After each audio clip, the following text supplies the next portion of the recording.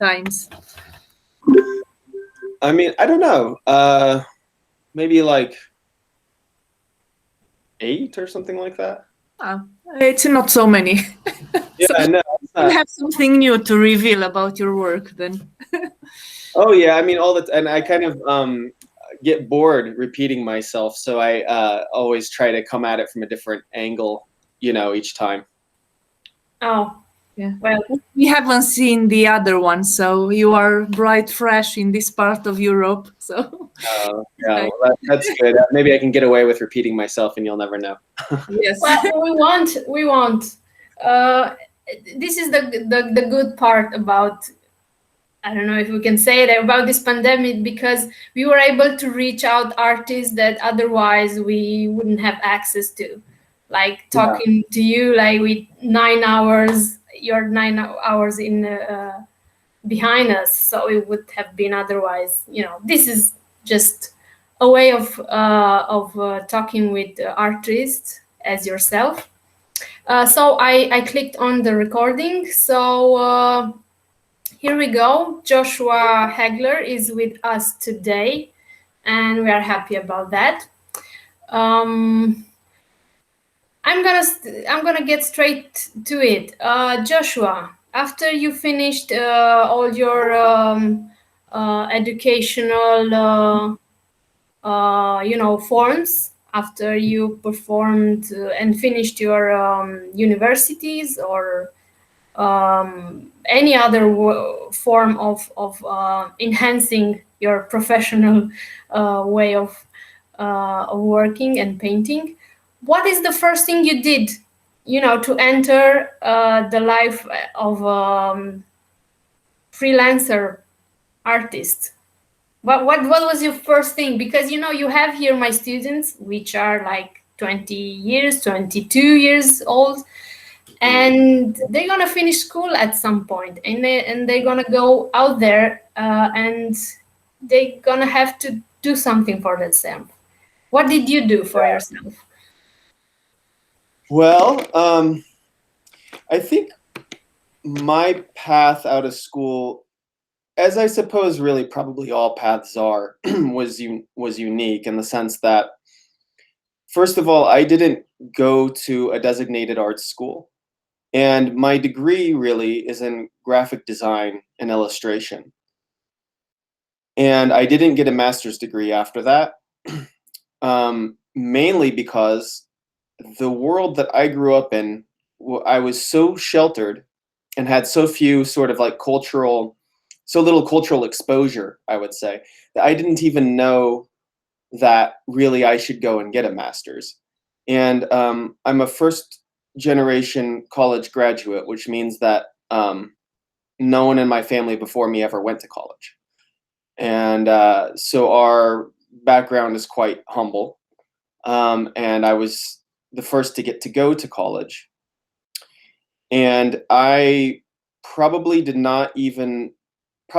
not ever heard the phrase contemporary art while I was still in school. The first time that I saw the inside of an art museum was when I was hired on the weekends as a security guard at the University Art Museum.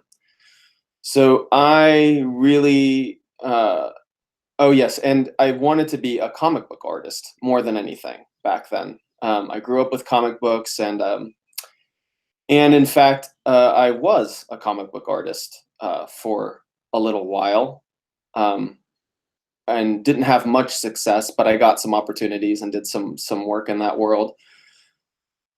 And so I graduated with my bachelor's degree from the University of Arizona, which is like, it's a large university in the desert, but it's not really solely dedicated to the arts. So it's good for things like astronomy.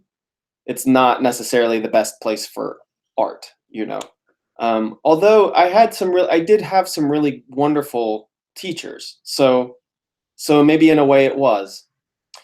The other experience that I had when I was there was that I was a cartoonist for our school paper. So I did a daily comic strip, which was maybe the greatest form of education, art education, that I got while I was there. Just the sort of immersion of, for 4 years, how do you make a comic strip every day?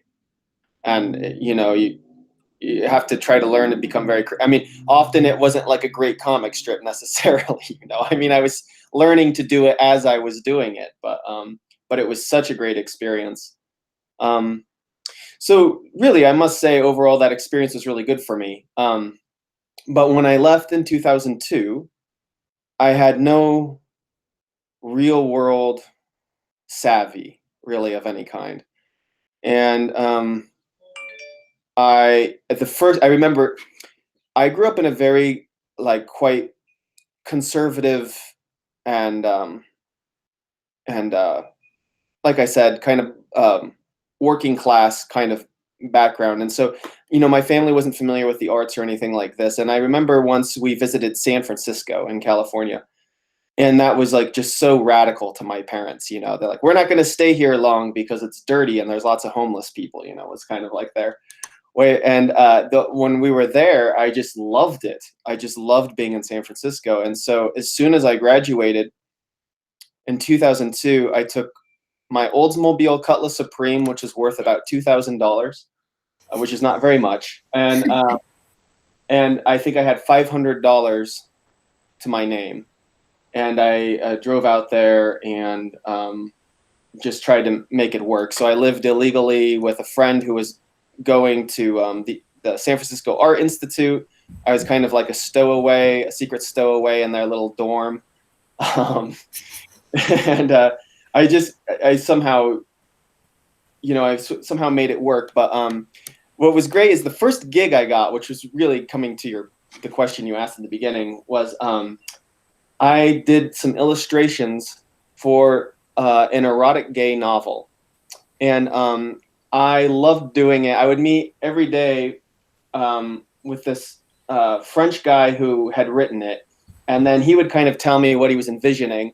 And it was like the most it wasn't the most graphic stuff, but it was certainly sexy, So my first gig going to San Francisco, which I knew that part of the issue that, my family would have had with it is that there are so many gay people there too, or whatever, which I just found it exciting, and so I was basically making these illustrations of these sexy gay men for this erotic novel. That was my first gig in San Francisco, and I don't think it could be more appropriate than that upon moving to a place like San Francisco. It was exciting, honestly. And so I did, illustration and design work where I could, and I worked at a frame shop, and then I worked as a patent illustrator, and just whatever I could do for money, whatever kind of jobs I could get. And my first solo show, where I was showing art in a gallery, wasn't until another 5 years later. And it was at kind of like a small neighborhood gallery that not a lot of people knew about or anything like that. And then it would be another few years really before I could start to have exhibitions at galleries that maybe had a little bit more of a reputation. So when you were on your own in San Francisco and your parents would call, so, hey, Josh, how are you? You still need money? Oh, no, Mom, I don't need money. I have this great job. I'm doing these illustrations. But won't tell you. Yeah.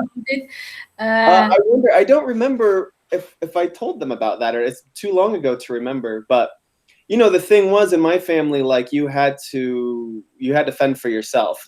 Nobody was going to ask me if I needed money. Oh. It's you better get a job. So this is what you did, the first years after you finished the college, and yeah. And for 5 years, I was just doing work like that.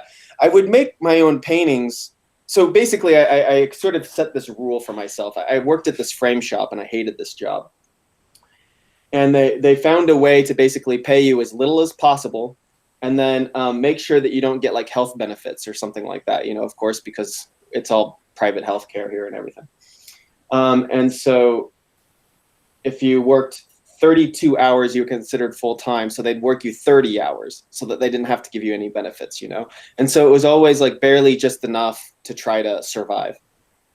And so I was doing trying to get illustration and graphic design gigs, which I would get sometimes, but it's not like I was super successful. So there were plenty of times where I didn't have any work. But the agreement that I made with myself was that however many hours I put in a week at the frame shop, I would put into my work, that I had to work an equal amount of time on my own artwork.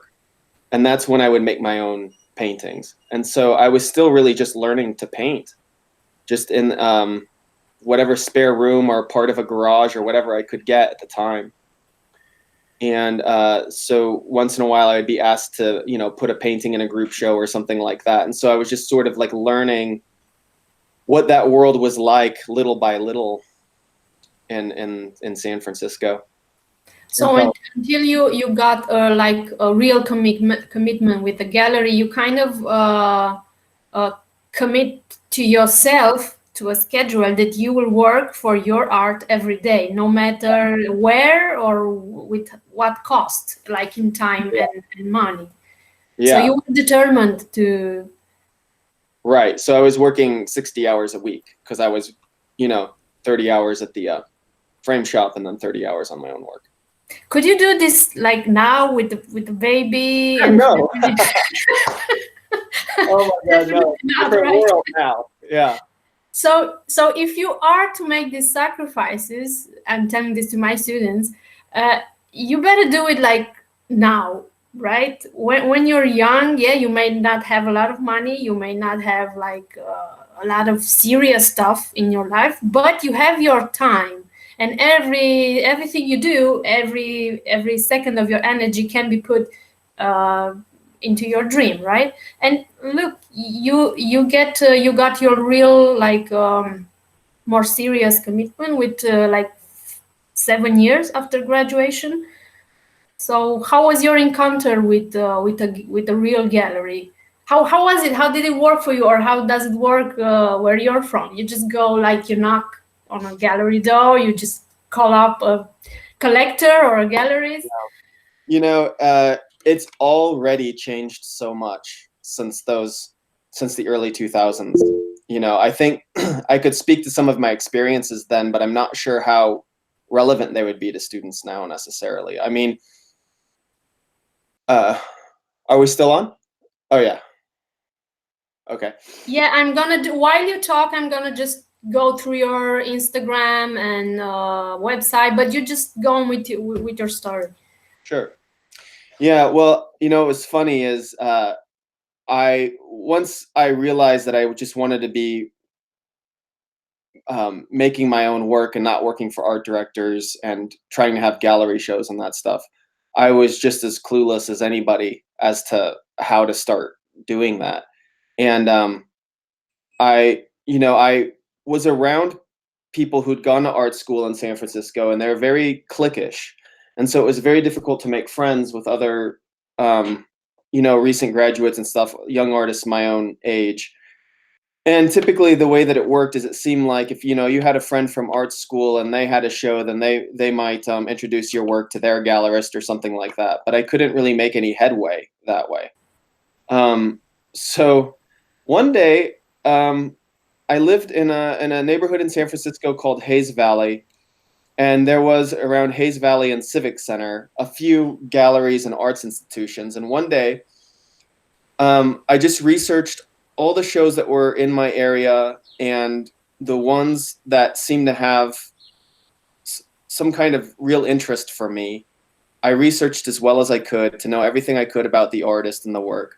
Then I dressed as nicely as I could. I didn't have really any nice clothes, but I had one nice jacket. So I tried to look not like an artist, to tell you the truth. I tried to look like maybe I could be an art collector, which I don't know how successful I was at that really, but I tried to look like it was possible that I might have money, So then I walked in there and I just spent a long time in the gallery. When you go into a gallery, nobody wants to talk to you. They deliberately don't make eye contact. But if you hang out long enough, eventually they become so uncomfortable with how long you're there that they eventually have to talk to you, So I just hung out until they felt uncomfortable enough that they had to talk to me. And then I just would sort of try to make the conversation around the work that was in the show. So the conversation was about their artists. It wasn't about me. And when it became clear to them that I was interested in the work and it was something that they could talk about, then they were happy to talk to me. And then as the conversation would progress, I think they kind of became aware that I was an artist just in terms of the way that I would speak about art, you know. And in a couple of those cases, the person would be like, "Are you an artist?" And then I would say yes. But I would never go in there saying, "I'm an artist, pay attention to me," because that would always backfire. And it's kind of a lot of entitlement that comes with that kind of attitude. So then I would, you know, give them a card, which I had my own business cards made. And so one of those galleries was actually the San Francisco Arts Commission Gallery. And a really wonderful woman named Meg Schiffler was the curator there, and I think still is, in San Francisco. And I think in a way she was kind of endeared to me because she could kind of tell what I was trying to do, and she thought it was maybe cute or something. And so she did look at my work. She came over and looked at it because my studio was right near the San Francisco, or the Arts Commission Gallery. And she actually liked the work. So then she called a friend of hers who ran a gallery in downtown San Francisco called Frey Norris. And they came and they gave me a show, and they represented my work, which is really unusual, I think. And I also don't think it would happen now. It's just, even since those days, there are just so many more artists working now than there was then.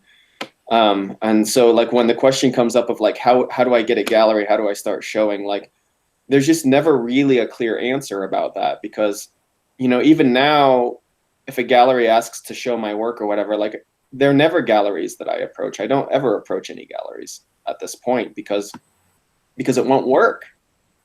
You know, like you have to be approached, which it seems like bad advice, because then what are you supposed to do? Just sit on your butt and do nothing and just hope somebody notices you? But I do think that that's the positive aspect of how we've really taken to the internet and social media with our art, is that basically there is a much better chance these days that somebody who never knew who you were is going to see your work than even back then. So on the one hand, I think it's a much less personable art world than it was at that time.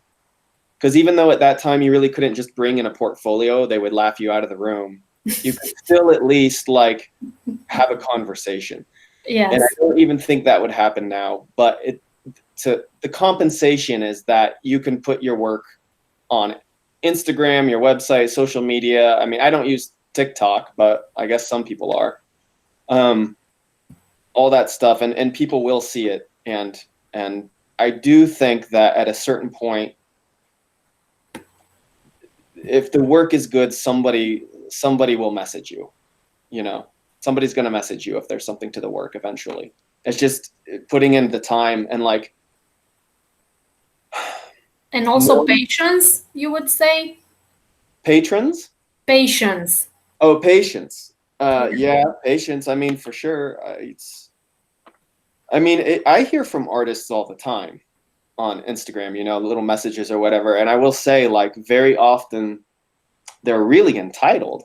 And I don't know where they get this idea that, like, they should just contact anybody and everybody's just going to pay attention to what they're doing, you know? It's like if people are really into what you're doing, like you will hear from them, but you can't force it like that, you know? It's they just like they don't know anything about you, but they want you to know everything about them. It's a very one-sided kind of transactional thing that's completely unrealistic. And you know, you need to spend years really kind of showing respect to what other people are doing and learning from them. And then I think, you know, one knows with one's own work when it's really ready. You know, I mean, you have to be really honest with yourself. And then I think, you know, when you have a body of work that you're sincerely proud of, you know, then I don't know, start having conversations with your friends and acquaintances and everybody you can think of, and see if somebody can get an exhibition put together for you. But it's it's just not something that happens fast or easily for most of us. So you say you get messages from random artists like asking you to give them an advice or just look at their work or maybe hook them up with your galleries? Yeah, all of the above. Hook them up with the gallerist, tell them how I make my work so that they can make work like it. Really? Yeah. Yeah, I mean, I don't know. It's not like they're all like that. I mean, for every one of those, there's also, very respectful, very thoughtful. And the thing is like,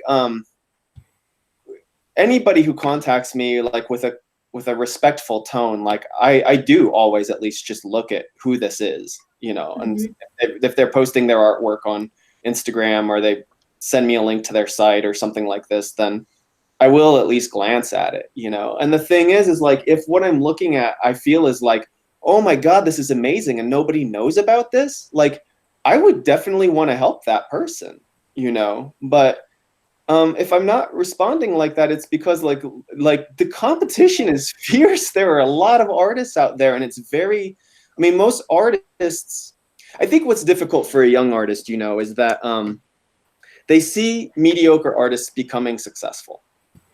And they think, well, I'm at least that good, And how come this mediocre artist gets all this attention and money and shows and everything like this, but I can't get a show, But it's this sort of bad mentality to get into, because then what are you saying? That like you want to be rewarded for not being really that great? You think you deserve it because somebody who looks like they don't deserve it seems to be succeeding, It's a weird place to be. You shouldn't want to be like just a little bit better than that other person. You should want to be the best. Yeah, that's a good point. I'm glad you put it out there. Yeah, and it's for most artists. I mean, there are your weird exceptions in history. I mean, somebody like Picasso is making incredible paintings at 14 or something. But for most of us, we're not really coming into our maturity until maybe our mid 30s or 40s. And so. The sense of entitlement that you would have before that, I mean, I don't know. It's very difficult to be honest with yourself. And it can be kind of terrifying to basically just say to yourself, maybe I'm just not good enough. And then even after hearing that, saying, but I want to be better and to keep working. It's just very hard to say that to yourself somehow for a lot of people. Joshua, do you think like this making art, making painting, does it get like somehow easier when you approach this maturity, as you said? How do you feel? Like, is it easier or is it getting even harder? How do you feel about it? It's kind of both at the same time. On the one hand, you reach some kind of threshold where you have no more fear or nervousness when you're working on something. So when, there's never a point where I'm like, oh, am I getting this just right? Or like a little worried that it didn't go quite right or anything like that. In that sense, a lot of things just seem to happen on their own more often, which is a beautiful, wonderful kind of flow or presence to be in as a painter. And I think part of the reason that happens is because of the way that you're evaluating what you're looking at, the way that you're judging it changes. You aren't so beholden to the way you think things ought to look anymore. You're now not, I mean, for me, it's not even really about like one particular vision that I have that I'm trying to accomplish. It's like I'm waiting for some kind of an arrival or a presence to occur in the work that surprises me. And so I am always sort of welcoming where the many places in which the painting, quote, goes wrong, and that's really where all the opportunity is. That's where all the value really of the painting is. And then pretty soon you're not making the kinds of aesthetic judgments you used to make, that something needs to look a bit like this or a bit like that it needs to not look like any of those things, frankly. And so I think once you're really sure of that, it just becomes much easier to feel present with the work that you're making. The harder part is that it's harder to be satisfied in the sense that, like, I can make a painting and know that if I were to do this and that to the painting, it would be popular and I could sell it. You know, if so and so would like it, and it's, you know, maybe it like, I just know what the, you know, many people in the world are satisfied with when they look at painting, but it doesn't satisfy me. That has to go beyond that. You know, it has to go into its own language. It needs to feel as if it comes from another planet, and that is just something that you can't will into existence. You know, you have to create the circumstances in which it becomes possible for that kind of chance encounter to occur, and that is not actually easy, because it just gets, you know, Mark Rothko said that he wanted his pictures to be miraculous. And it's true. Like, I want my pictures to be miraculous, you know, but like, can everyone really be miraculous? And I'm sort of always, that's what I'm really waiting for, is the miraculousness of it, you know. My website is being rebuilt right now, by the way, and I'm seeing you go through it. And you know, Sam is making me a new site, and it's so much easier to navigate. So, well, right. Yeah, if you want to, we can also at some point talk about maybe some specific work. But right now, we just, this is the way we did it before. Like, you know, just hearing the artist talk about whatever he's talking and just viewing its works without his translations, you know. But at some point we'll get back to it. So you were saying about this hardship of painting, of making an art work. You know, Gerhard Richter used to say that the hardest part of a painting, of creating a painting, is the last part, like at the end. He sort of feels like that. For me, it's the opposite. It's at the beginning. It's like the first rhythms I get. They have to be right in order for me to continue. How is it for you? How do you mingle between, how hard it is for you to get into your painting? How long does it take? Yeah. Or it depends? I agree with him. I think the end is the hardest. And for me personally, the beginning is just, you know, I'm building these layers. It almost doesn't matter what I put on the canvas. And knowing that now, I'm very, you know, it's almost like the more you care about what art is and what painting is and what it can do, it's like there's this paradox where it means the less you act as if you care while you're making it, like the more casual you are with it, the more sort of free and bouncy you are with it. It's you're not uptight, you know, you're breathing slowly, for me personally. And so it's very, I'm just at ease, frankly, through most of the process, but it's that end that he's talking about. And, you know, it was Philip Guston who said that the only relevant question about painting is, when is it finished? And that's a little bit of hyperbole maybe, but I think that there's a lot of truth in that. And that is the hardest part, because you're waiting for, you know, it's like waiting for a dinner guest. You know, you set the table, you made the meal, you set everything out, you sat down, the candles are lit, and you're just waiting for that knock at the door. And how do you make that? You can't. You know, I mean, you can make everything else, but you can't make the dinner guest arrive. You know, so it's, when do you know that the dinner guest has arrived in the painting?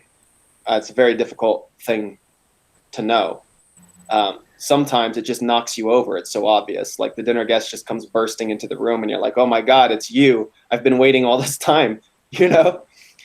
And other times you're not sure. And I think if you're not sure, then later, about a year, 2 years later, after you've made the painting, it becomes real apparent that painting actually wasn't great. You know?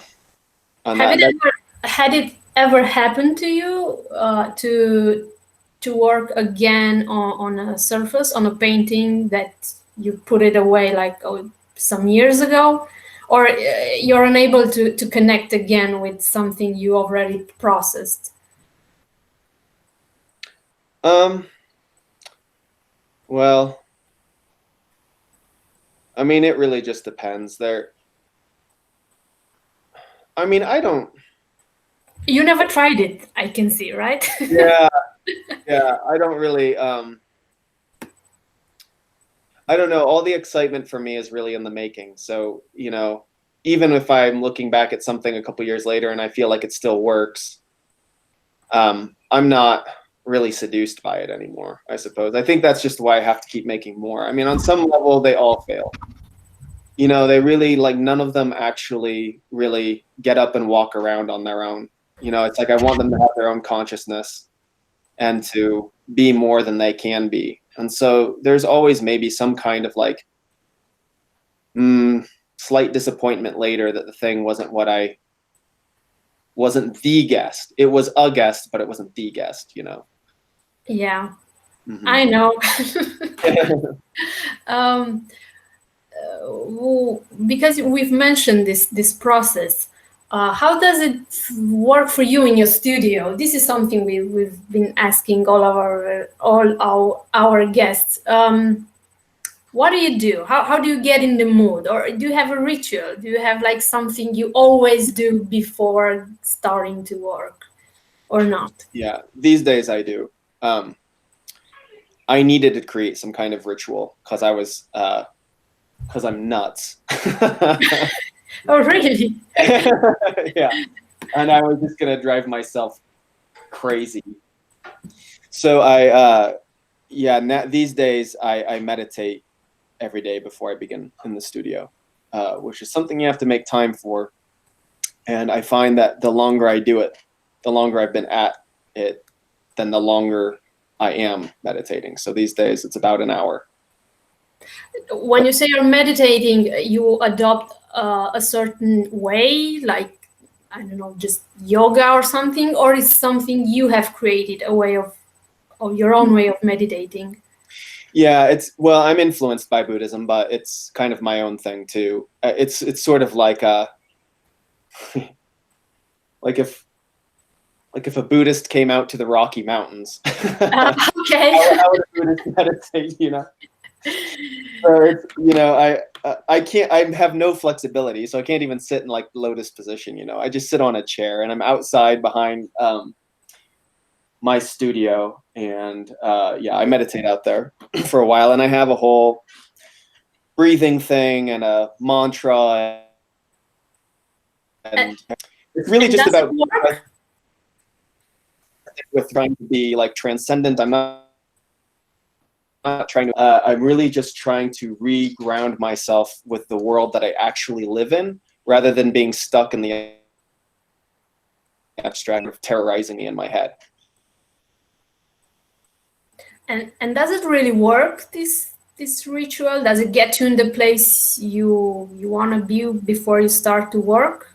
Yeah, exactly. So what it does it makes me able to focus on one rather than trying to do multiple things or do one thing. I'm just doing the one thing and focusing on the one thing. Okay. I take much slower breaths. I have a better on, so it's almost like rather than visual, it's like a visual thing. And that's, I think, at a certain point in painting, more important than the visual.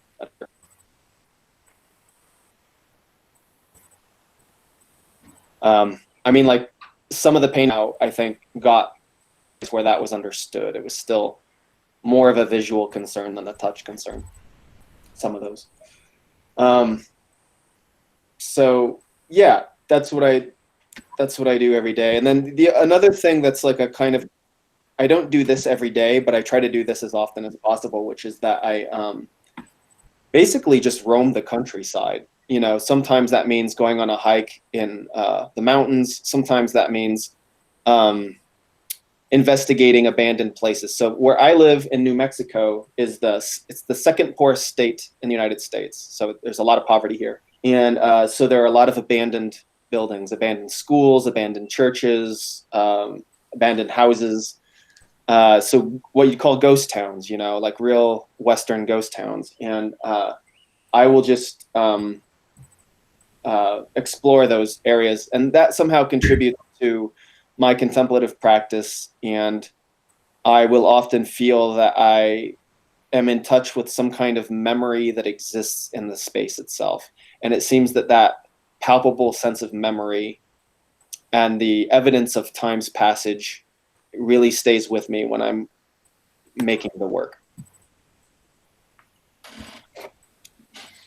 So the time that you mentioned, the time passing. Mm-hmm. Is this something you would like to be felt when we are looking at your work? Because it, now that you say, it kind of have the textures of your painting. They do seem Right. like, like time is bits of time or space are just lefting the image, are, I don't know, știe cineva cuvântul la decojire? I just asked my students even if they know the word, because I don't have it in English in my mind. Anyway, it kind of seems like bits of something that are detaching. Yeah, that's the word. Detaching. Yeah. Yeah. Well, I mean, and like this painting we're looking at right now. What do I call this one? Oh yeah. Okay. So the way that my website works, like what you're looking at right now, is basically I'm giving a little bit of insight into the process here. So these two smaller ones that are, if you scroll down a little bit, I guess there's three small ones and these little icons. Yeah. Okay. Yeah. So exactly. So this is like a little study of a mother holding her baby on the day the baby was born, and the other little study is of the father holding the same baby on the day that this baby was born. And this couple was killed in a mass shooting at a Walmart in El Paso, Texas, which is near where we live here. The mother was shielding her baby, and the father was shielding the mother, and the baby survived. And this little one you're looking at right now is called The Time Given. So you can kind of even hear from the title that time is on my mind. So I'm using those as studies that, as I'm making this painting that we're looking at now, all these details, I'm scaling this. It's like on the first layer and last layer, actually, of this painting that we were just looking at, I painted that mother and child as well as the father and child. Yeah. And then basically then I cover the entire image, and then I paint the other image on top of it. And I scrape, like, first of all, the surface of an abandoned building that hasn't been painted in a long time, that's maybe sitting out and baking in the desert sun, and you see all these layers of paint and they're sort of like peeling off. And stratification, like in the gold, something is based on what layer of strata it's. And so, that was an intentional part of this process. There's a desire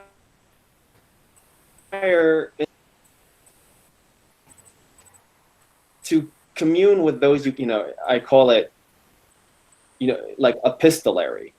So it's almost like you're trying to write a letter. Those who have, in this case, mass shootings in the United States. That's even in the town where I live now, there was a mass shooting. There's been so many mass shootings,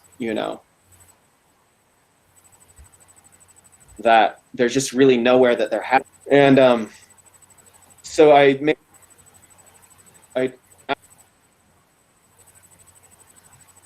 wasn't sure that I was waiting for to arrive, then I just turned on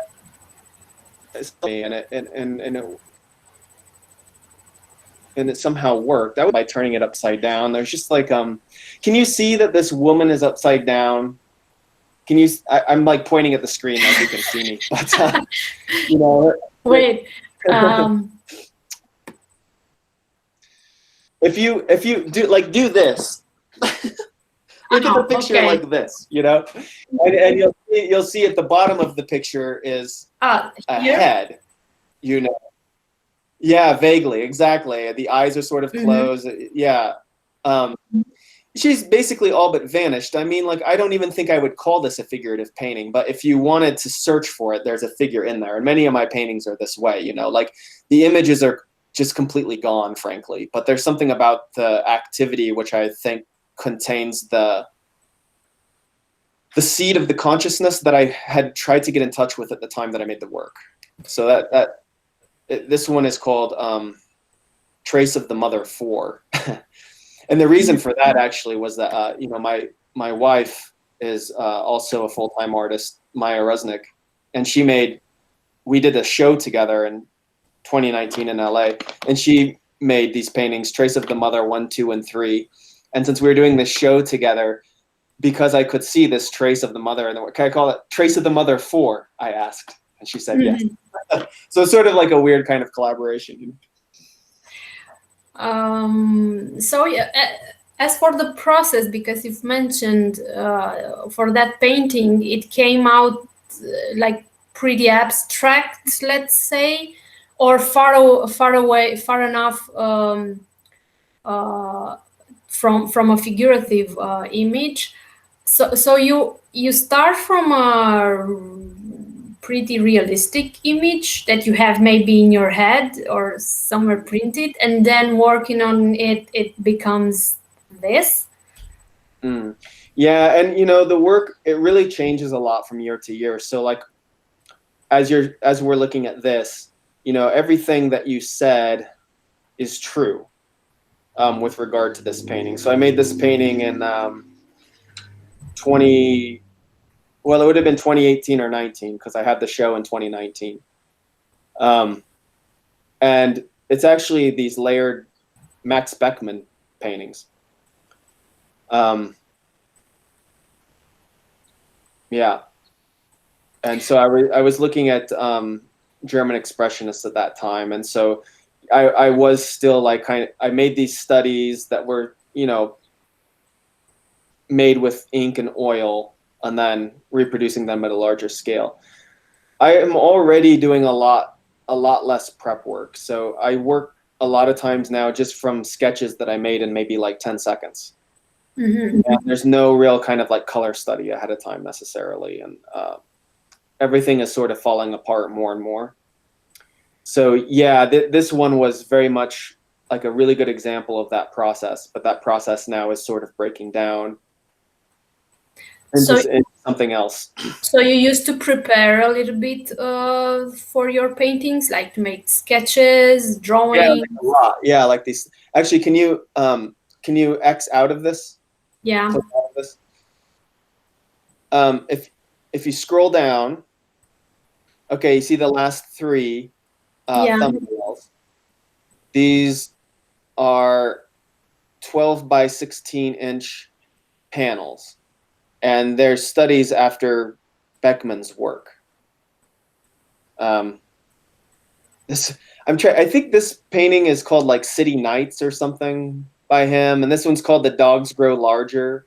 And when this one we're looking at now was actually only ever a small watercolor that he made like in his sketchbook that he never actually committed to a larger painting. So I'm basically making a study of a Max Beckmann study for this.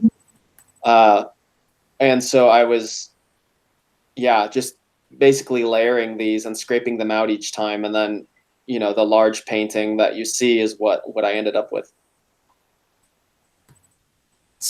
And you gave up this process right now. So you kind of enter to the painting, like you just go at it.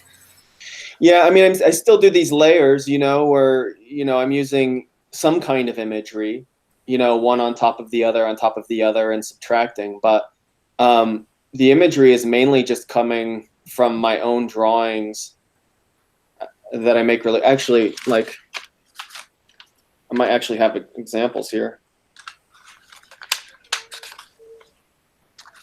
Like, this isn't the best example, but it's just what's in front of me. Like this drawing I just did the other day when I was walking on a Put it trail. closer to the camera.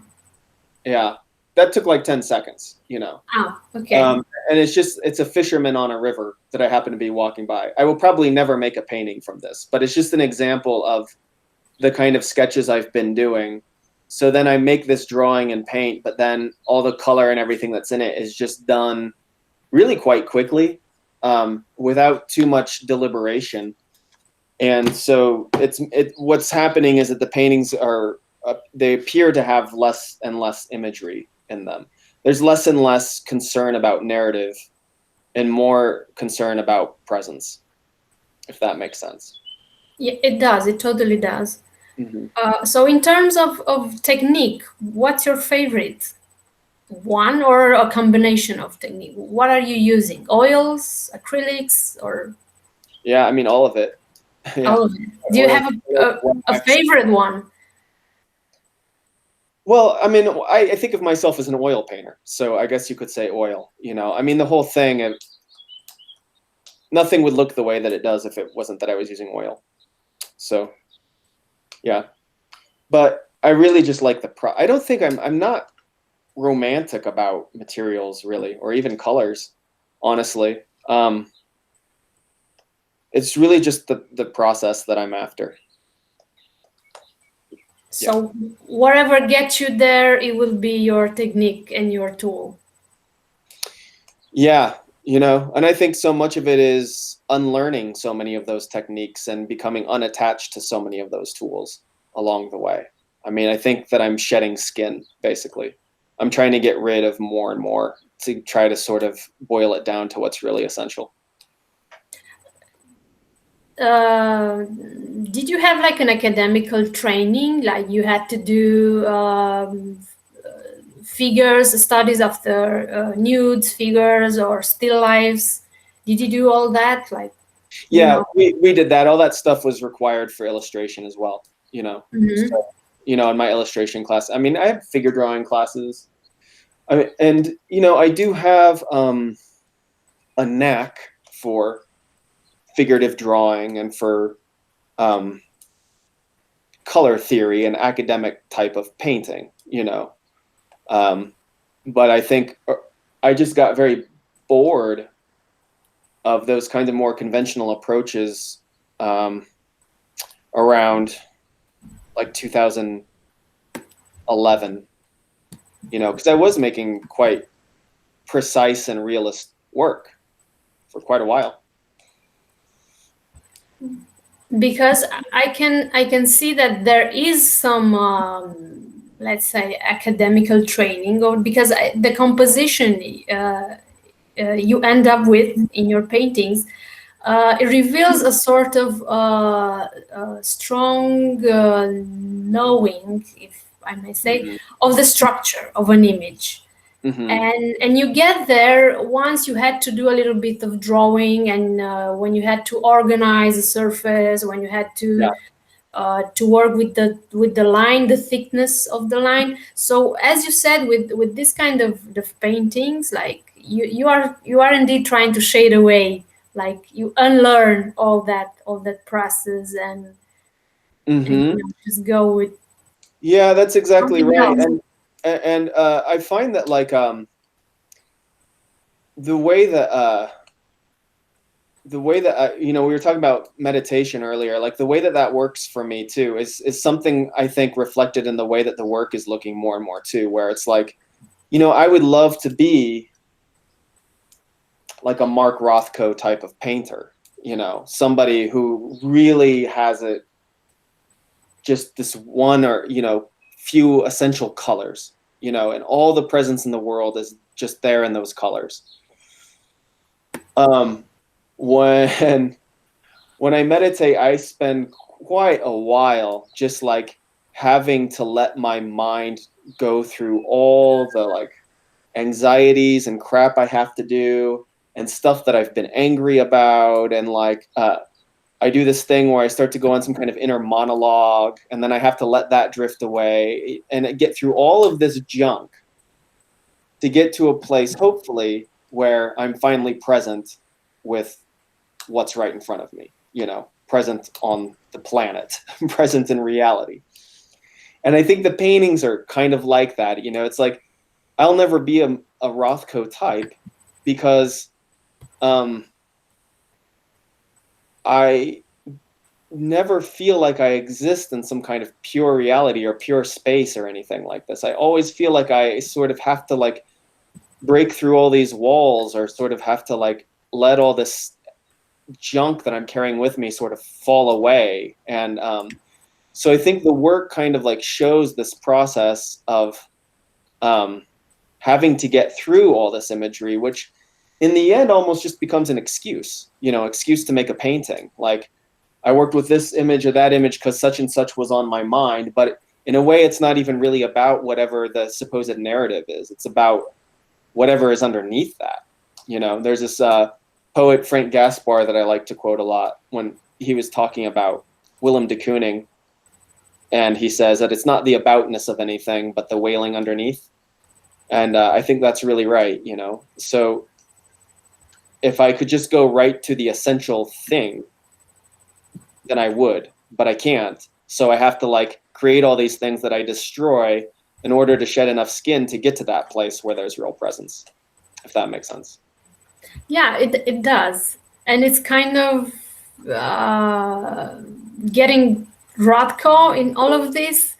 Like, probably he got in that place where you say, like, creating an image that it's not bound to anything, that it's pure. But in all of that, he paid a big price. I mean, you do all this process to get in that place where maybe you could do what he did. Right.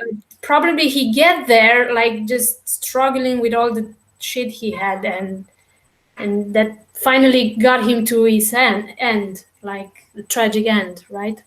Right. You know, I think you're in the figurative painting section of the website, but if you get out of the figurative stuff, so go to image, go to image again. This is why we're getting a new website, but go to landscape here. Oh, landscape. Yeah. Okay. Yeah. And so I think, you know, this speaks more closely to what we've been talking about for the last few minutes, you know. This is why I can't be Rothko, because I've got to go through all of this, you know. But you know, hopefully in the work there's some kind of authentic presence to it after I've gone through all the, you know. And this is an example too of a painting that was made just from referencing quick sketches. Like, there were no kind of color studies leading up to this. All the color was just sort of like invented on the fly, you know, in the process, just improvised as I went along. Joshua, did you ever like got stuck, like really stuck, like writer's block? Okay, did it ever happen to you, or were about to happen? And if it did, or if it were to happen, what did you do to snap out of it? I've never had that problem, honestly. With years. Lucky you. Like, well, I've literal writer's block. I've got, you know, because I write too. I write poetry, and I wrote an arts column for a while, and I have 3 unfinished novels and an unfinished screenplay, and I had my own graphic novel series when I was younger that I wrote as well. So I do write a lot, and I do is very hard to write.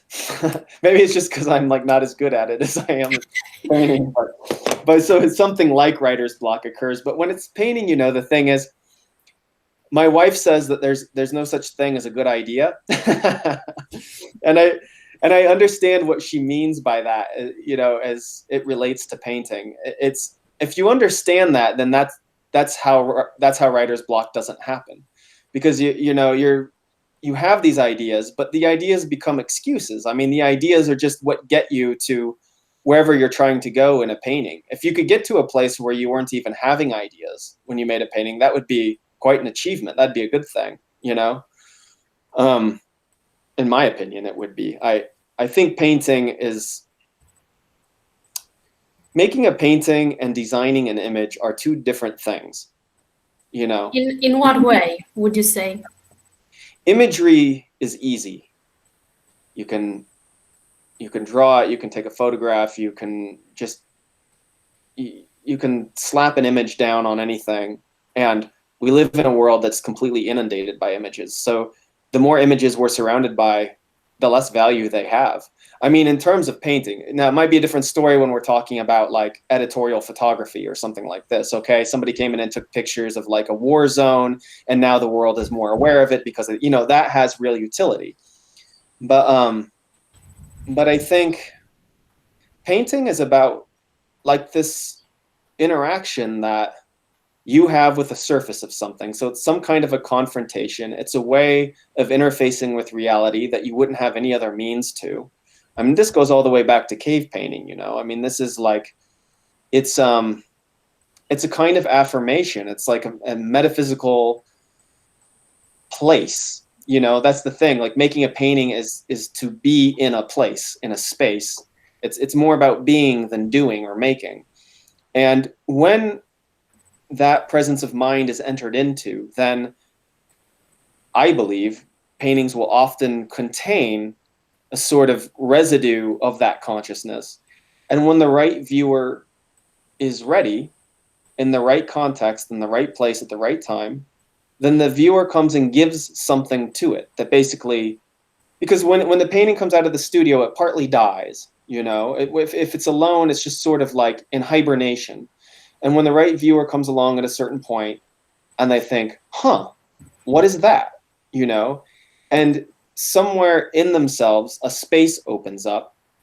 And when that space opens up, they start to ascribe things to that painting. They start to give to that painting. They give their consciousness to the painting.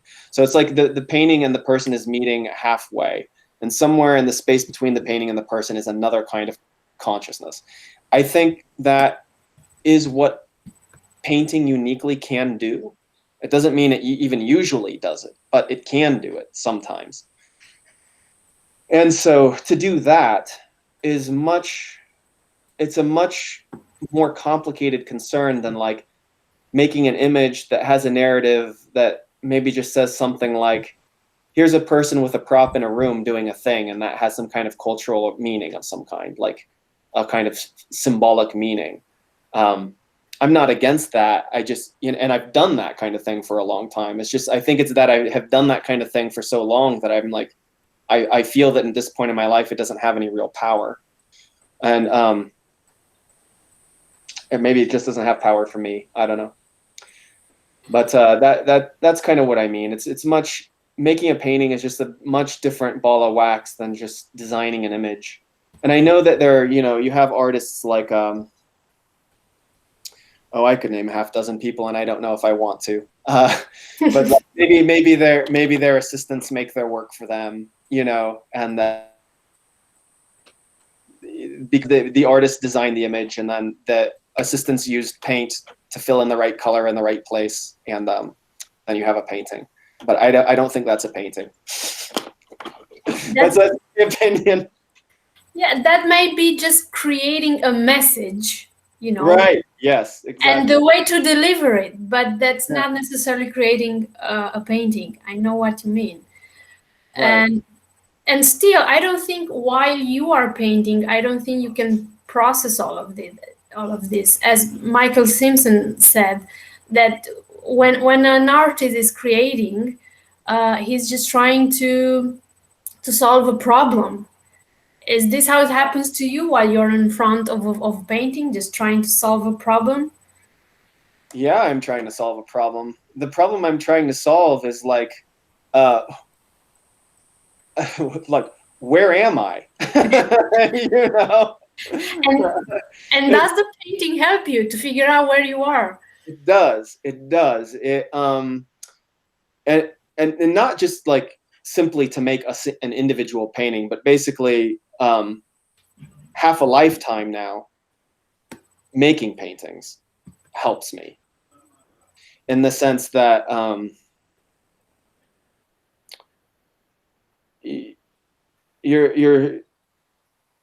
yourself is revealed to you, but you realize that the self is also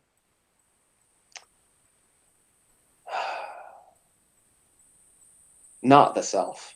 It extends beyond, a body, that the consciousness that kind of comes through us is something that we share with the world in some way, the physical world, the natural world, the social world. And okay, I think it's very difficult for people in general, and especially for artists, to have a sense of belonging, to feel that they belong somewhere, and maybe even that their lives have value or meaning at all. And we try in our lives, I think, to belong to something, an ism of some kind, a family maybe. We're trying to have some kind of affiliation to kind of tell us who we are. But I think artists oftentimes, and certainly for me, I've had a lot of trouble feeling that I really belong in any of those things. And the art, the work, the process of making painting over time and constantly reconsidering and getting a deeper feel for what you're doing and a different kind of sight, it's like a kind of repatriation. So it's like a kind of coming home to a place that doesn't even have a name. I wouldn't know what to call it. It's an orientation with the world that goes beyond and beneath the language that we have to describe things in everyday reality, and in our culture, in politics, you name it. I mean, like we're sending messages out there every day, all the time. I mean, messages are cheap. You can say anything you want. You can be a troll on the internet if you want to. You can put people down. You can try to express why your ideas about the world are better than their ideas about the world. All this stuff, there's plenty of messaging like that going on, and none of that stuff gives me any sense of what it means to belong in reality. None of it. But something about the process of going out and looking to the world and then looking inward and finding this place that's neither totally interior nor externalized space, but somehow both at the same time, is an affirmation that I belong. And I don't really know how else to do that. So this is the one tool that I have, it's the one kind of practice that I have. And, once you finish a painting, the difficult part is once you finish a painting or it comes out of your studio, you have to kind of like then participate in society again. and it just like, if you just take like the art world is anti-art, the art world just kills everything. And so then, you're back to this sort of, this congested kind of abstraction again. And at some point you got to get back in the studio, back on the landscape, back in the world, and sort of find your deeper connection with the world again,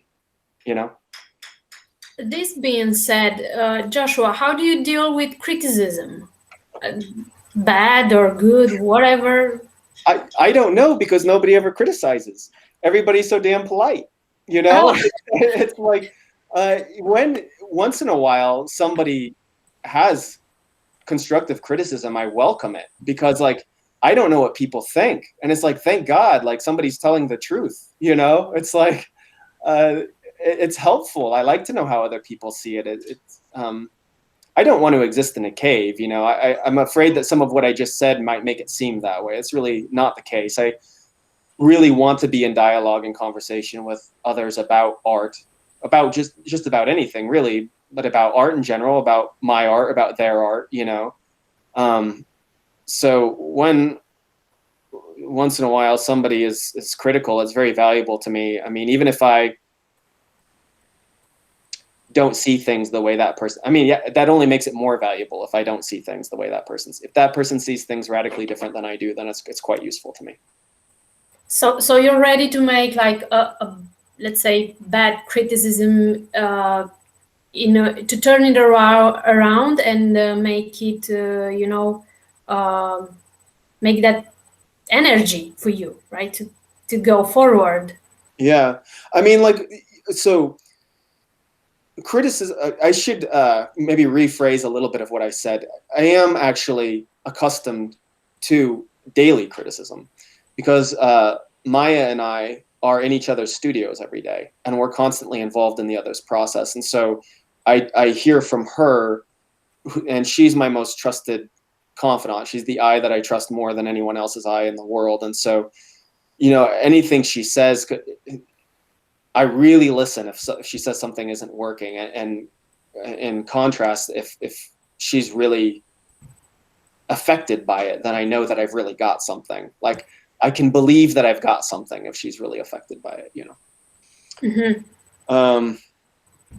And then there's the other critic, which is me, which is the toughest one of all. So like, as you're flipping through these images, a lot of these things I'm seeing on my site, I'm like, oh my God, I need to take that down.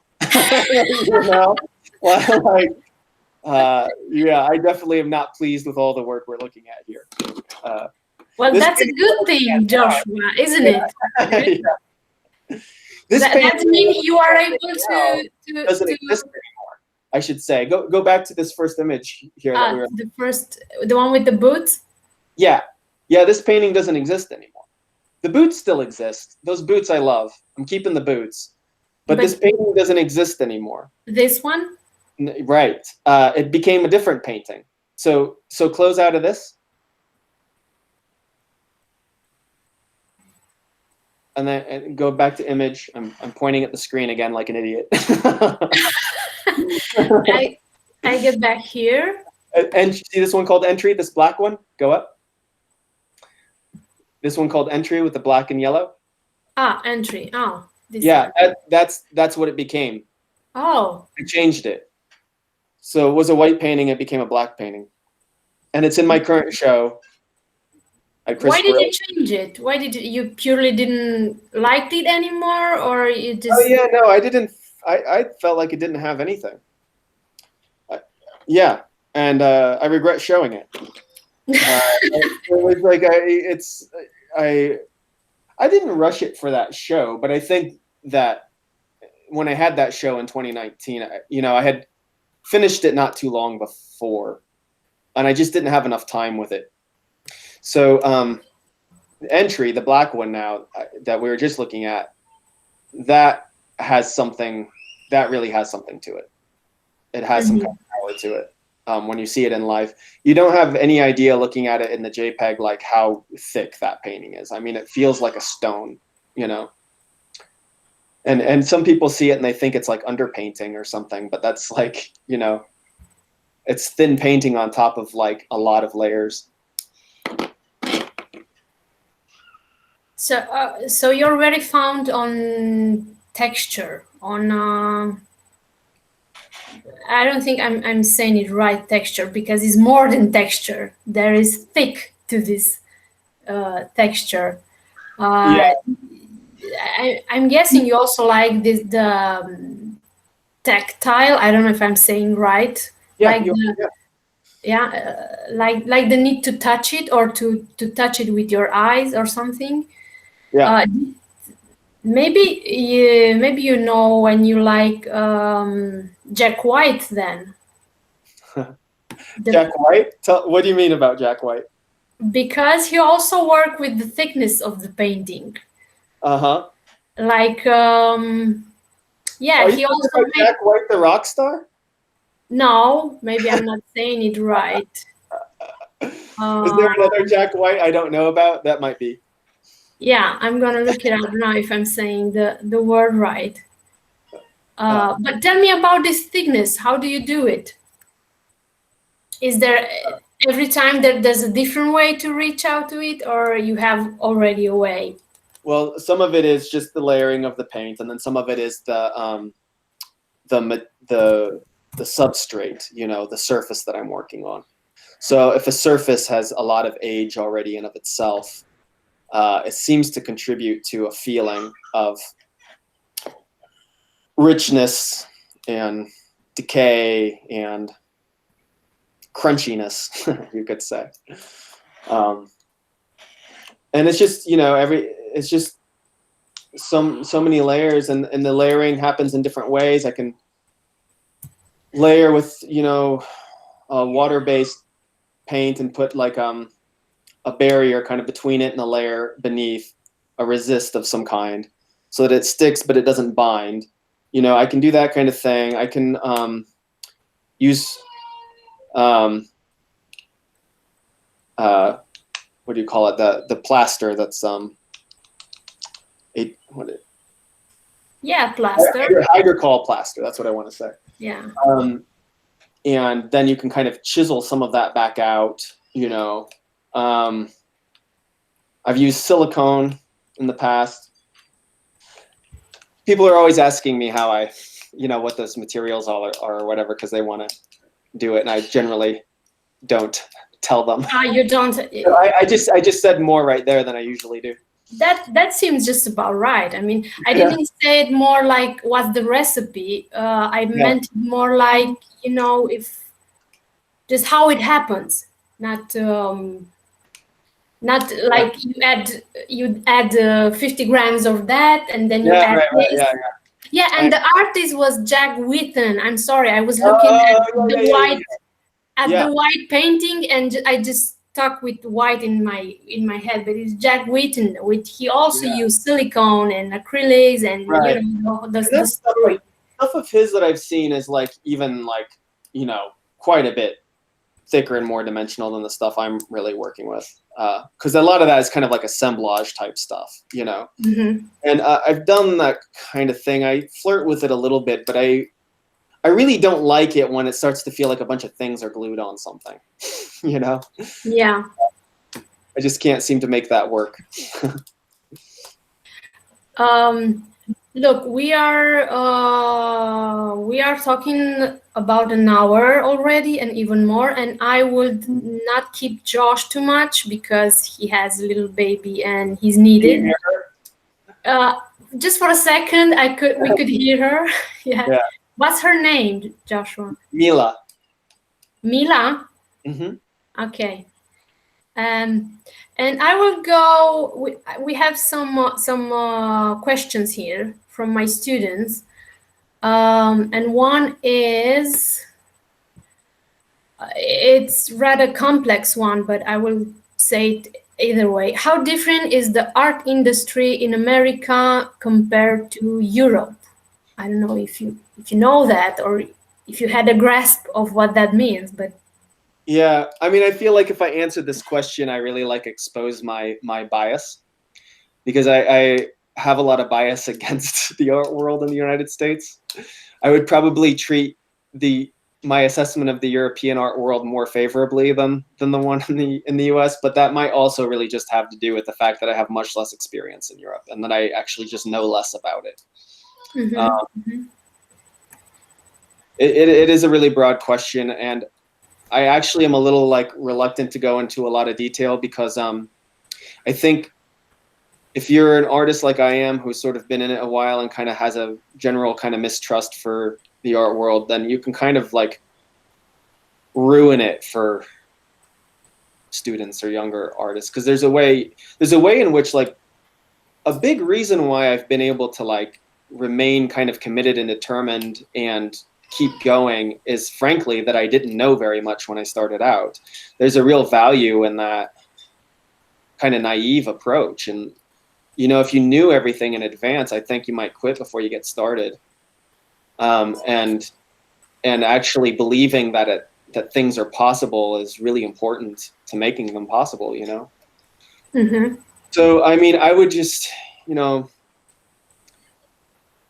I just think that the most concise way to put it, most of the trouble has to do with all the money in the art world. Most of the trouble has to do with the money motivations on the part of, actually, not just the collectors, actually everybody, on the part of the artists, on a part of the dealers, on a part of everybody.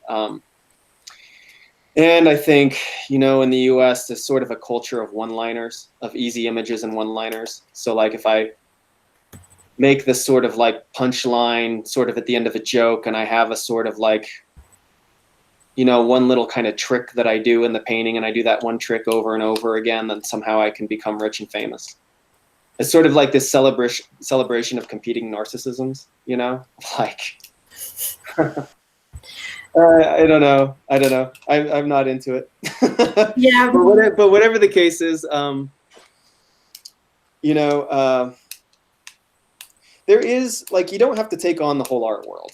You just have to do your one little part, your one little thing, and your one little part of it.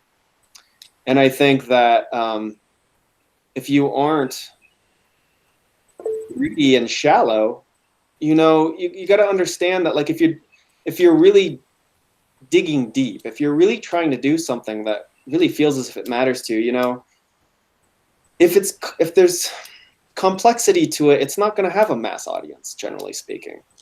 And so you just need to know that what it's really about is being able to connect with others who are as kind of authentically involved in what they're doing as you are with you. And, you know, if you have this community around you and you're having good conversations and you're creating some opportunities to show, and that's good. You know, the best thing that you could ever do for yourself is create the situation that gives you the most space and time to make work with the most amount of time that you can. And then just really try not to worry about or think about the rest of it. Okay.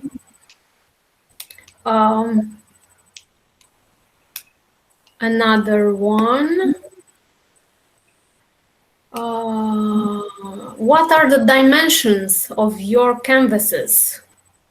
Like the average dimension. They look monumental. Maybe it's the effect of the pictorial strokes. Quite amazing. Congratulations for your artwork. This is one of my students. So yeah, it is. They seem monumental, but we don't really. Some of us we could see how big they are, but in general, do you prefer big or small, or doesn't matter? I love work when it's really big or really small.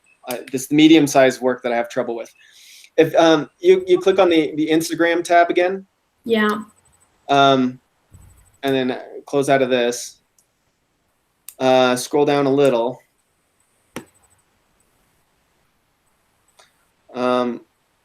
Okay, go back up. Stop. This bottom right one. Click on this. One? Nope, underneath that. This one? Yeah. Okay, so that's a really big painting. What size is this? I can't remember the exact dimensions offhand. It's something around like 10 by 15 feet, I think. Well, look at me using feet. It's pretty big. But you see this other one on the wall? That's also mine. You know, this is part of the same show right now. And that thing is tiny. It's a weird shape too. We can find a better image of it on Instagram if you want to. But no, we've seen it already on your website. You have like a small series of. Yeah, those are those two scales that there you go. That really small one and the really big one are the two. That's what I like to do. I like really small and really big. And I think generally people think of me as this painter who makes these huge paintings, but I actually make a lot more small paintings than I do big ones. And I think what that tells me is just that if it's big, people notice it more. Mm-hmm. You know, if it's small, but that's the power of small work. You know, small work doesn't grab your attention immediately, but it can really pull you in, and you can have an intimate sort of contact with it that large work, it's not possible with large work.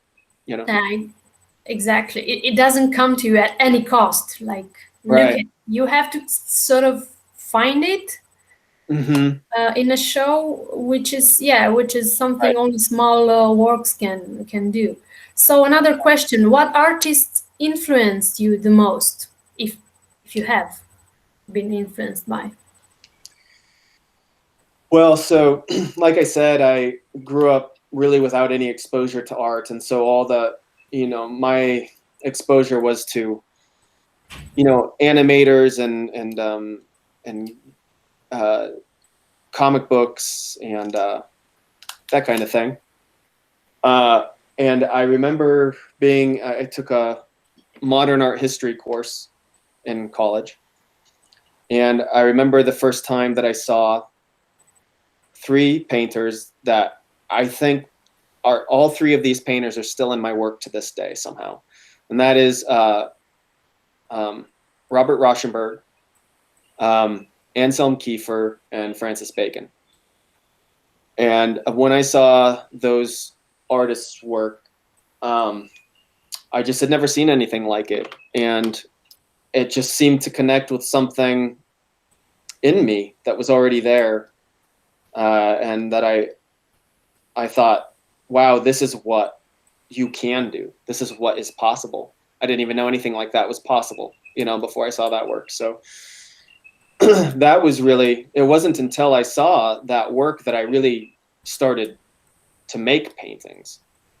And although the paintings that I was making when I was first learning to make them didn't look anything like those artists. I mean, in a way, the work I'm making now looks more like their work than it did back then.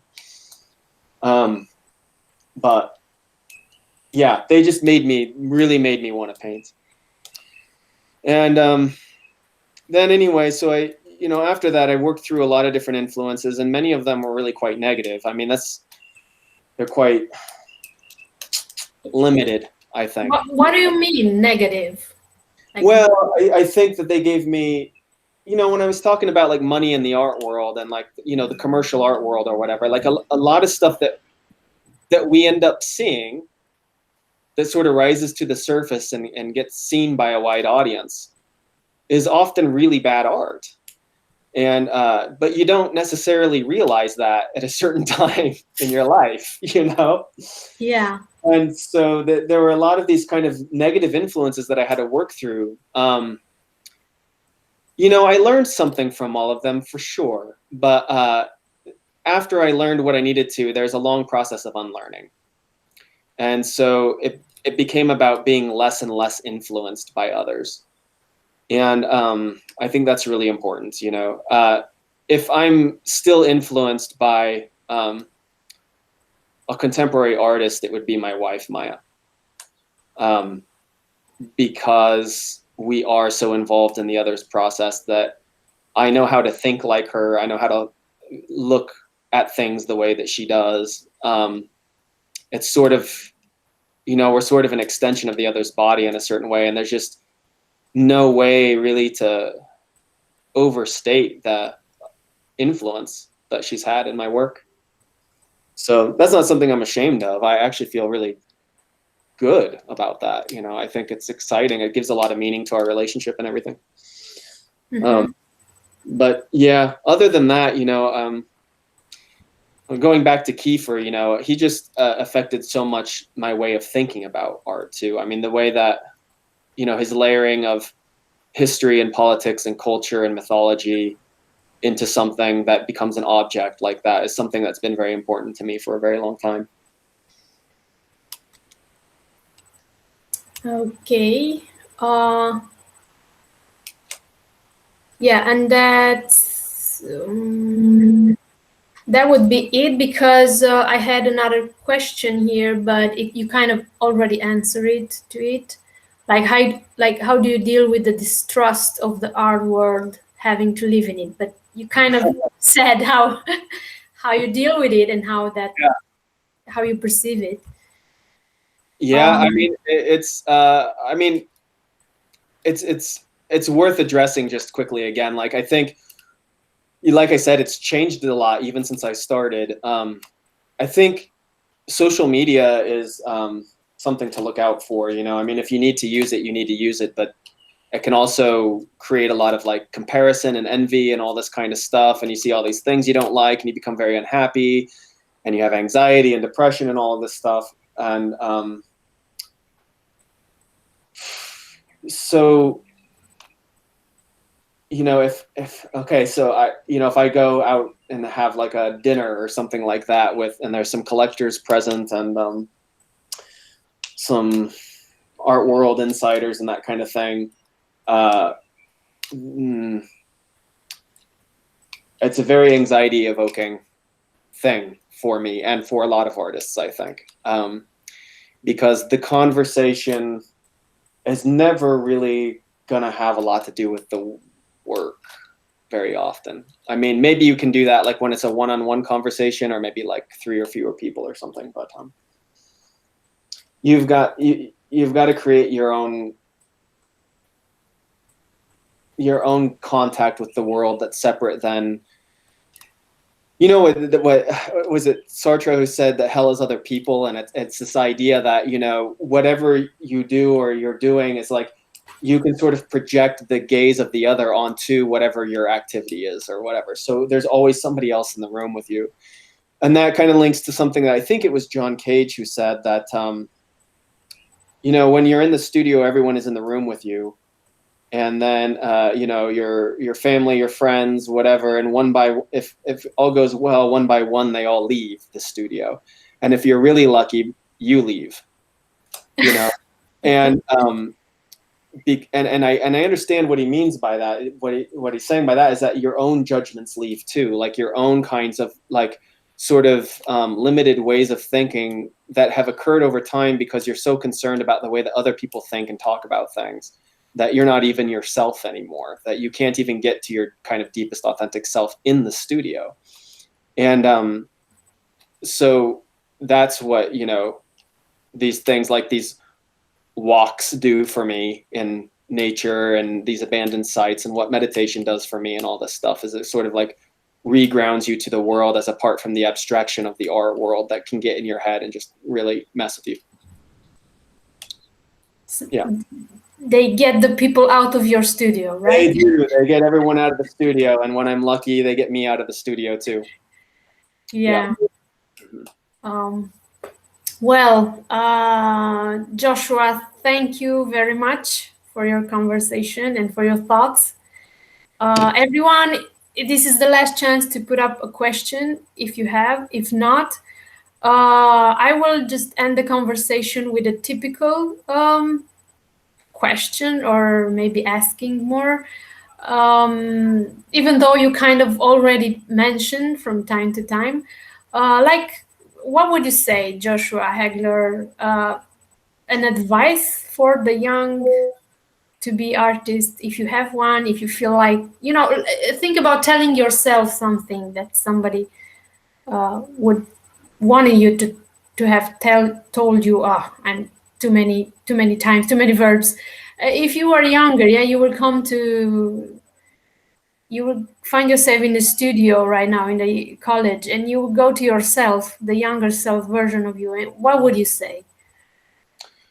Yeah, I think I always kind of say some version of the same thing. And I think sometimes the way that I've worded it hasn't been helpful, and I've been thinking about how to rephrase it. But I think maybe it's just this, that, you know, whatever your kind of next steps are, that what you're aspiring to is not to go through all the sort of rungs and hoops that you think you need to go through, or that you're trying to stay as free as possible. The main thing is you're trying to stay as free as possible, free in your work, free in your life. And that can mean a lot of different things for a lot of different people, you know. It doesn't, it just means that you aren't, when you're in the studio, feeling indebted to some set of expectations or a way of thinking that you think are going to please other people, that they, you know, or they expect of you, and you're trying to do this because that's going to be your angle in the art world or something. Like if you're thinking about angles, that's not good. I think, you know, if you're thinking about style, if you're thinking about tricks, none of that stuff is good. It's about the inquiry and the interface and the sense of being that you have when you're alone with the work. And it's very, I mean, we all want to share our work at some point. We want to have an audience of some kind, but we can't be deferential to them. You know, this isn't, it's like you forget who you are in that process. You think you're, I mean, what happened for me is that, like, I thought I was a part of something that I wasn't. You know, if you're trying to be a part of something for someone else's sake, then you're it just makes you useful to that, but it doesn't make your work good necessarily. It doesn't contribute to your freedom and your well-being and the quality of the work. So, do whatever you need to do to survive in the social world. But when it comes back to making the work and all the activity that you engage in that contributes to the work that you make, it may be valuable to ask, like, is this coming from me, or is this some kind of sort of mimetic kind of thing that I'm doing, where I've seen it out there in the world, or someone has said that this is what I should be doing at this time in this place because it's relevant, or whatever else. Like, that is maybe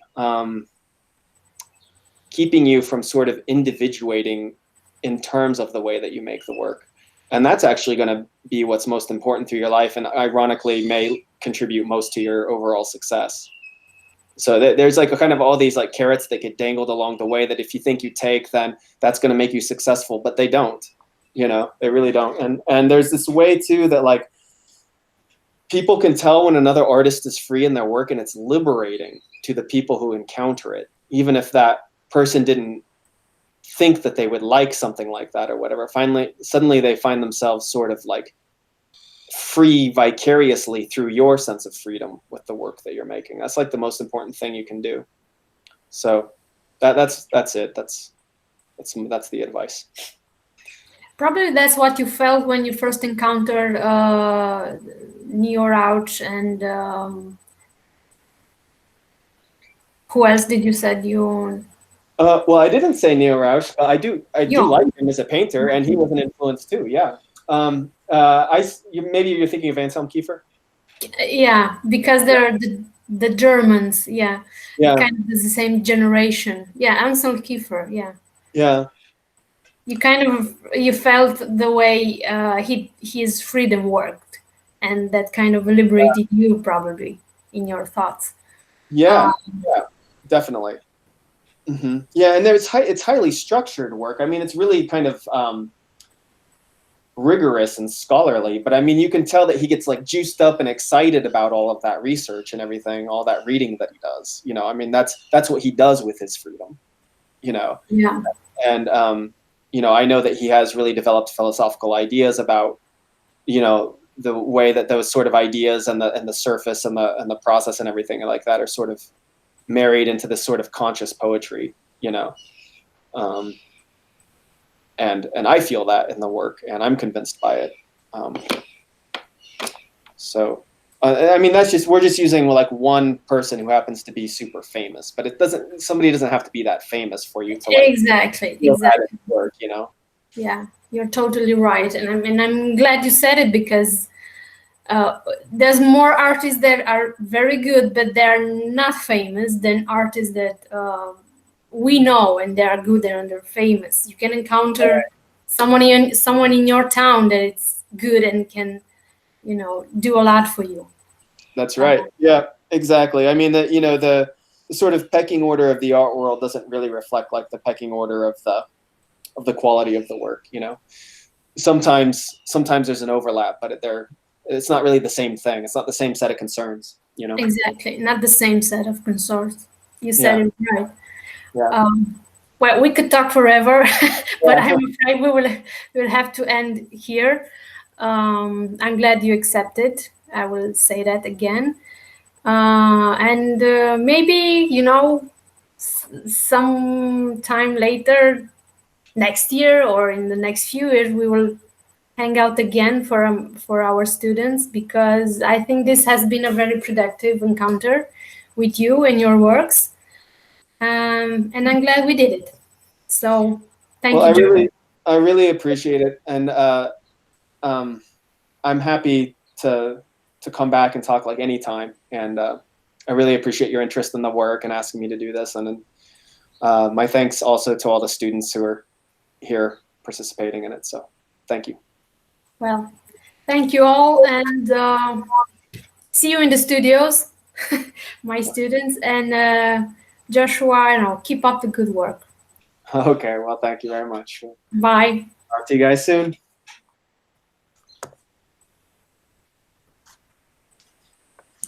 Thank you. Bye.